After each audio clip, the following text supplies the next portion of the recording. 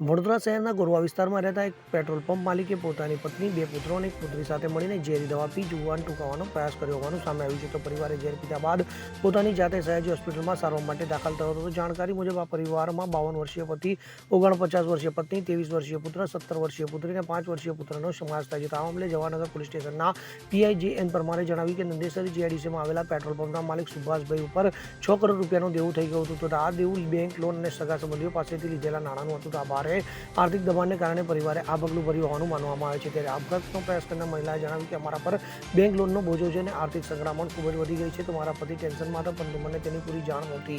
ઝેરી દવા 1 વર્ષ પહેલાં ઘરમાં લાવવામાં આવી હતી અને અમે બધાએ એકસાથે જીવન ટૂંકાવવાનો નિર્ણય લીધો હતો. તો મહિલાએ વધુ જણાવ્યું કે 21મી જુલાઈને સવારે અમે ઝેરી દવા પીધી અને પછી હાલોલ તરફ અમારા ગામ ગયા હતા અને અમારો ઈરાદો કેનલમાં કૂદીને જીવન ટૂંકાવવાનો હતો, પરંતુ ગોલ્ડન ચોકટી પાસે ઉલટી શરૂ થતાં અમે કારમાં સયાજી હોસ્પિટલ પહોંચી ગયા. ત્યારે હાલ તો પોલીસ આ ઘટના અંગે તપાસ શરૂ કરી છે અને પરિવારોના નિવેદન નોંધ્યા છે. તો આ ઘટનાએ આર્થિક સંકટના કારણે પરિવારો ઉપર પડતા ગંભીર માનસિક દબાણની સમસ્યાને ઉજાગર કરી છે. Bureau report CN24 news.